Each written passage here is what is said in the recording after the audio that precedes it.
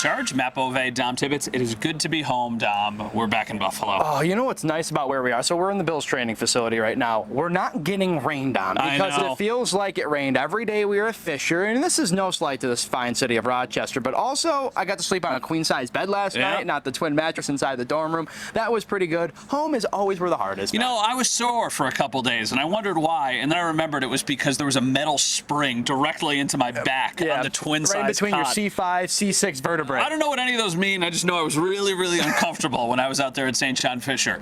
I think tonight where we need to start is the stadium across the street from where we're standing right now. Maybe you heard. The Bills had a scrimmage on Saturday, and it was the hottest ticket in town.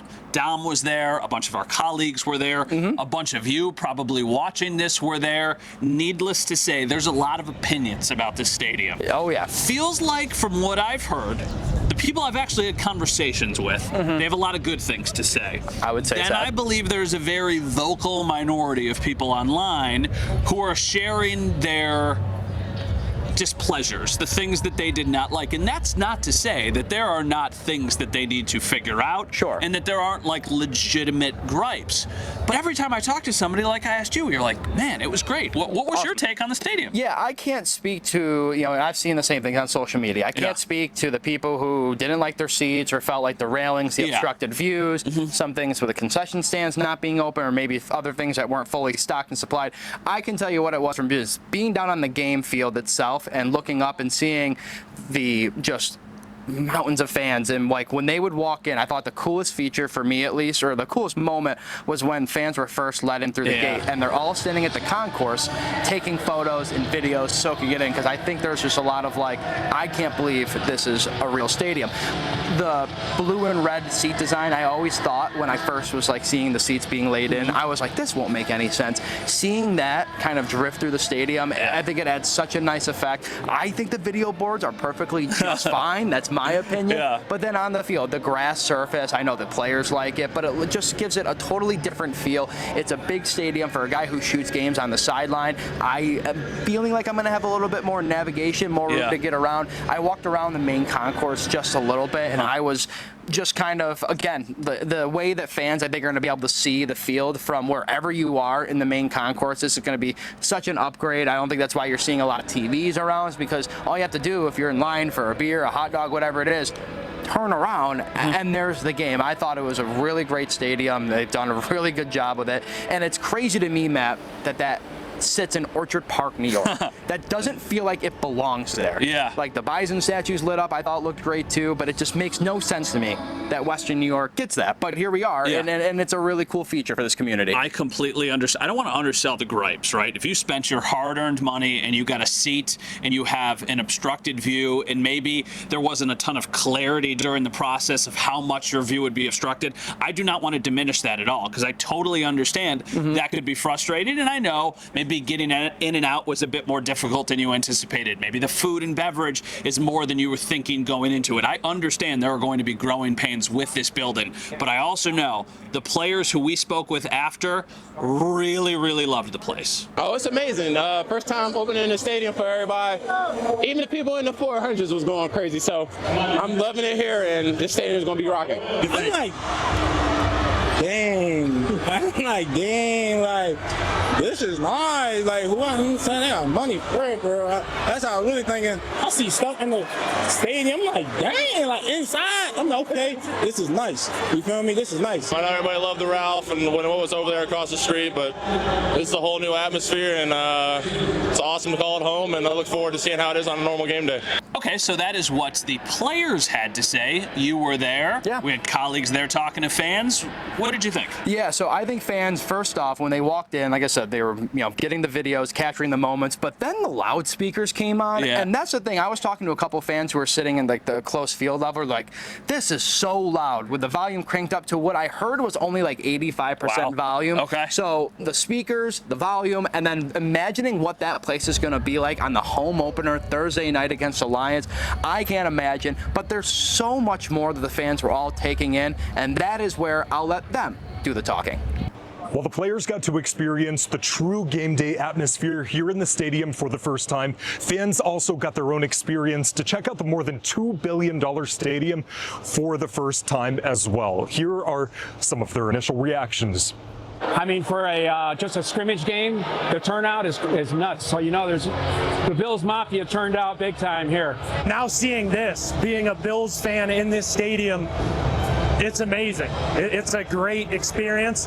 It reminds me of so many other places that I thought and dreamed that we would be able to get to. So being here is awesome, and can't wait to have all the memories in here. So really some exciting things to check out here in Highmark Stadium as well. And while fans are getting to check it out, some of them who have been lifelong fans, newer generations, are also getting their first experience. I've been to a couple of games in the past, but I feel like this year I'm making a lot of memories here, and I want our result to end up in the Super Bowl because, you know, we never won one before, and that'll be great. We were at the last game. I was probably at the first game because I have a coin. Yeah. But just, it's sad. Sad to see it go, but this is beautiful, and you got to move on. Yep. So really so many exciting moments for fans and players to get inside of the stadium for the first time. And so many people I spoke with tell me that they are hoping for one thing this year, a Super Bowl run, and for the Bills to bring home the Lombardi. Giovanni Ligi, 7 News, Highmark Stadium. So that is what the fans like.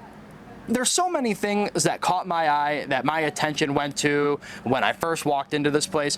But I think the thing that I kept going back to the most were maybe 2 things. The press box level view, which I don't see a lot. That's more so you. Yeah. It is so much better than I thought it was going to be because it's kind of perched along like the 30 to the end zone. Yeah. So I thought maybe you're not going to be able to see the full length of the field. The view from up there in the 400s I thought is going to be great for fans. It does really feel like you are right on top of it. And also, I know this is a nuance, and this is not to say the old stadium doesn't deserve the character it has. It's a great place. We have many memories there, but the nuance and like the new, like the Seneca Club that's down on the field level, the 4 different tunnels, it feels very new. It feels modern. It feels like the upgrade a team that plays like the Buffalo Bills finally deserve. So I really like just the fact that, you know, when we were waiting for Josh Allen to run out in the Nickel City jersey with the helmet on, that big shot we always wait for at the return of the blue and red scrimmage. I was at one tunnel. Our colleague Tony was at the other tunnel. Because you just don't know. And I think that's a really cool element, that there's just so many entry points. There's so many different new things. The video game-like chairs that are behind one of the end zones, underneath the scoreboard. Like, there's just so much modernness to the stadium that I feel like it's going to help make the Bills feel like the team they are for the next 30 years. Okay, I'm going to give you 2 things that I think are really just improved amenities, or I guess conveniences, if that's the right way of saying it. I love the fact that if you are coming into the stadium now, security and ticketing are far from each other. There's a security gate. You go through the security gate. Then there's a big area. Then you go actually into the building itself. That's where you get your ticket scanned. The reason I think this is interesting is because I think it's going to eliminate some of the bottleneck that we saw in years prior at the stadium across the street, because everybody would be waiting for like the entire process. Now they open the security gates, and then you could kind of linger around. There's the field in the back. You could go and you could take pictures. You could walk around the circumference. You could just kind of take it in, and then when the gates for the actual building opened, you would be able to go in there. So I like that element of it. And I gotta say, I like the bison statues. I do like the bison statues. You saw them at night. Yeah, mom and dad are, I think, a little bit cooler. Yeah. But yeah, at nighttime, it's the baby's a little too small. The baby's a little small. I understand, that's the point. You've got big, less big, and then small. I get it. It's like the 3 bears, you know, and the porridge. But no, at nighttime, it's really cool. The firework display after was really cool at the end of the game. The way just the stadium lights up, and you can see that from. There's also the observation deck, which is really cool. That's sweet. Dude, you can Buffalo. You can see on a clear day, you'll see Seneca 1, just like it's right there in your backyard. So overall, I have a lot of positives. I have way more positives than I do negatives about the new stadium. It's a really really good sign. And get ready, everybody. There's going to be a game played inside that stadium later this week. The first Bills preseason game of the year against the Carolina Panthers. We do know the Carolina Panthers expecting to start their starters for about 15 to 20 plays. We do not know what the plan for the Bills is. I guess we will find that out later in the week. That's the stadium portion of the show. We'll tell you about the actual players on the field and what we've learned through 8 days of training camp coming up in just a little bit right here on Leading the Charge. Welcome back, everyone. One of the big pieces of news from late last week was that Buffalo Bills guard O'Cyrus Torrence has signed a 4-year contract extension to stay here in Buffalo. That was the big news of the weekend. I know a lot of people were really excited for him. I had a chance to catch up with him earlier today. Here's what he had to say. I actually just heard you talking to Maddie about this, but I think the thing that resonates with so many people is the telling your mom about this life-changing contract. What was that conversation like, and how emotional did that make you feel? It made me very emotional, being able to tell her that and being able to hear the excitement in her voice and hear like how she just feel like, you know, just hearing a parent's happiness. It's something you don't get to, I want to say, it's something you don't experience every day, because like, you know, every day is up and down, but being able to go through this whole roller coaster of being drafted and playing the seasons and then go through the country negotiations, I kind of kept out the loop of it because I didn't want to tell her till it got done, but being able to get on the phone and play with her a little bit, ask her she all right, ask she good, then better just explain the news upon her, to hearing how her voice changed and how happy she was. It was all worth it, being able to tell her that and let her know like we good now, you know. What does that mean to you, to be able to tell her we're good now? It means a lot. It means a lot, especially when we come from like growing up with her, my grandma, my other 2 brothers in a trailer, just 3 bedrooms, 1 bath. Like, knowing we come from, like, you don't get to be able to experience a lot of stuff in life, but being able to be in my position now, knowing I could show her that and be able to make it life better for not just me, but all of us, it's a great feeling. For you, you immediately stepped in when you got drafted here. You played, right? You've only been here. How important was it to get an extension done here and stick around with this team? When me and my agent started the contract negotiation, I told him that's the main thing. Like, I don't want to negotiate nothing else if it ain't like here, like trying to figure out here. Like, we want to do all the negotiations we could here before I even start thinking about anything else. And within that, I never had to think about going nowhere. It's good. The team, like being, like my relationship with them, like we all both wanted to be here. Like they wanted me here, and I want to stay here. So going into that, like, I knew this is where I wanted to be. This is home. We just need to figure out how to make it happen. And the team, like we worked together, and I feel like we did they did their big one with it. But I feel like we both came to agreements of what was good, and I mean, I'm happy I was able to stay here. Last one for me. What are you the most excited about in the future, right? You're still very young in your career. Connor gets a new contract. Spencer is still very young. What makes you excited about the Bills in the future? Seeing how far we can go. Like, I feel like in the NFL, like, you don't see too many teams that keep the same line this long. So, see how it's my 4th year. We still got some like 4 the same players still here. And like me and Spencer and Connor, we're all still on the contract until like the next 2 or 3 years. So definitely seeing how good we can actually get, how better we can make the team in a sense of like we all playing together for so long, and like as an online player, the better you play outside the same guy, the better you get. So it's just, I feel like the only place we can get and go is up, and I feel like I'm just excited to see how much better we can get from playing with each other. You know, the fascinating thing about recording these at the Bills training facility is you never really know what you're going to see. We just watched DJ Moore ride his bicycle around the fields right here, so if we run into him, we can ask him about how training camp has been going. He's been really good, actually, right? He has been far and above the best Bills player. That's not named Josh Allen. I actually think he might be better than Josh Allen right now, just because he is a wide receiver that gets to make more plays. You're seeing the highlight reel plays. I mean, the triple covered stump, which is a beautiful pass from Josh Allen, that's been really good. But we got a chance to talk to a lot of guys, and I know Khalil Shakir was one of them today. What he is bringing to that wide receiver room from the perspective we're getting from players is something you haven't really heard them talk about in a long time since Stephon Diggs was here. But there's also things I'm hearing about DJ Moore that we never heard with Stephon Diggs. If you turn on the tape from our training camp, the dude is a freak. Like how he's able to move, even from his releases to manipulating a DB within his routes while he's running the route, his footwork within the routes.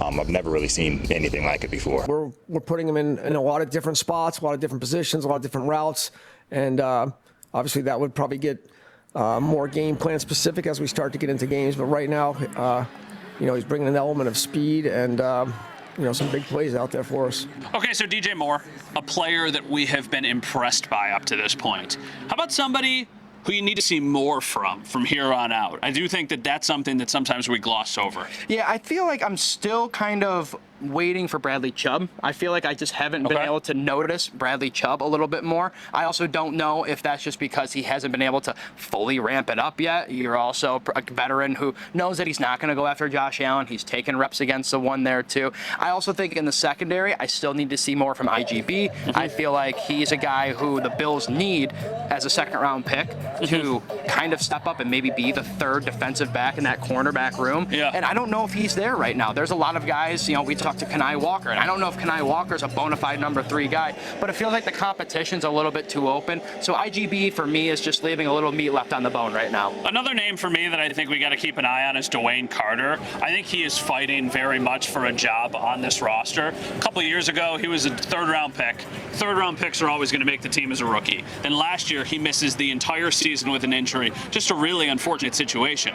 Now he finds himself in this position where it's like, okay, if you don't have a good summer, you're probably not going to be on the team. So Dwayne Carter is a name that I'm definitely keeping my eye on. Other than that, I think it's kind of all availability stuff. We really don't have a great read on this until they put the pads on. Right. I think cornerback is still a bit iffy. Like Christian Benford, really, really good. You brought up IGB, Igbinosun. I feel this. Max Hairston has missed a couple days now. I think while he was out there, it had been a bit inconsistent. Like, I still think he is your starting corner opposite Christian Benford. But, like, Trey White, he's there. They're making the call. It's whether or not Trey White is answering the call and if they can give him enough And it's whether or not does Brandon Beane get a hold of him first, or do you get a hold of Trey White first? We have been in touch. No, I'm just kidding. Like, I just really do think it makes all the sense in the world. You want your young guys to play. You want your guys to win that competition. But if you have any doubts whatsoever, and that's all they've said from when they drafted Igbinosun, it was like, well, secondary has been a problem. It's been exposed in the the postseason. Think about Dane Jackson coming in for one play in Denver, them getting beat over the top. Darnell Savage coming in for one play, getting beat by Mims. Like, it's just happened. I don't know. He got beat by Lil Jordan Humphrey. Yes. Marvin Mims beat Dane Jackson. Those are blasts from the past. I just think that it makes sense that they're going to probably make the call. So that's the not so good or the unsure, besides DJ Moore, who's been someone who has stood out. Oh, Man, this is, I don't want to keep loading it with defense, but I'm just so impressed with how much Michael Hoyt has been able to ramp it up. I mean, this is a guy who went through a really serious Achilles injury last season, week 7 or 8, whatever it was. Maybe it was a little bit later, whatever, against the Chiefs last season. But it really does feel like he's playing at 100%. And I think when you got to see what he was like, the product of what it was when he came off the suspension last year, I'm very excited if I'm a Bills fan, because I think he is going to, under Jim Leonard's defense, continue to create havoc and be a guy that is going to be able to move around the line, do a couple different things, maybe drop back in some coverage too. We saw him on the jugs machine. He really wants an interception, right? So I think Michael Hoyt is a guy that I'm excited to see, and so far I think the returns of what we're getting right now in training camp are really positive. I will give you a guy offensively. My guy is Dalton Kincaid. I think Dalton Kincaid has had a very strong start to camp. The entire thing with Dalton Kincaid is whether or not he stays healthy. If you know that he's going to play 17 games in the regular season, I think there is a very realistic chance that he's the second most frequented pass catcher. I think it's going to be DJ Moore, and then I think Kincaid right there. I don't think the gap's even going to be that big. I don't think so either. Like, I think that when he was a rookie, he got targeted a lot. And then after that, we've seen the injuries continue to linger for him. If he is available, this is the thing more than anything. Josh Allen trusts him. And if you have Josh's trust, he is going to throw you the ball. In the postseason last year, in the fourth quarter, they're down. Dalton Kincaid touchdown against the Jags. In the fourth quarter, they're down. Dalton Kincaid touchdown against the Broncos because Josh trusts him. I still don't know, if at all, how much he trusts Keon. The trust is building with DJ Moore for sure. He definitely trusts Shakir, but it feels like they need to have another option, and that is why Dalton Kincaid, I feel like, is a natural fit and going to have his best season as a pro if he's healthy. We shall see. All right, final thoughts coming up on the other side of the break. Don't go anywhere. Lead in charge. We'll be right back.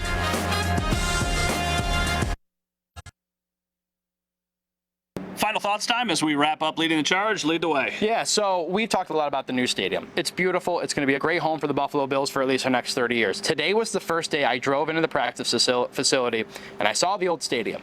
And I've been on this show quite publicly being like, listen, the old stadium was great, a lot of great memories, but the new stadium is going to be kick butt, for lack of better words.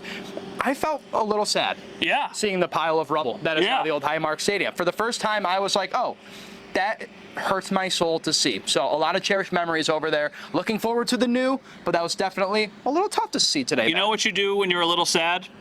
You drive to Lewiston. My final thought is there is no place better in Western New York in the summer than Lewiston, New York. This is a Niagara County bias. I very much understand that. Ran into this beautiful human, Keith Radford. There's a familiar face the other day. Lewiston is elite. There are other places that are great. There are no places that are better. When the weather is nice, then Lewiston, New York. There's my final thought. That's Dom Tibbetts, Niagara County's own Matt Beauvais. Thank you, everyone, for watching. For Jenna in the control room, have a great night, everyone.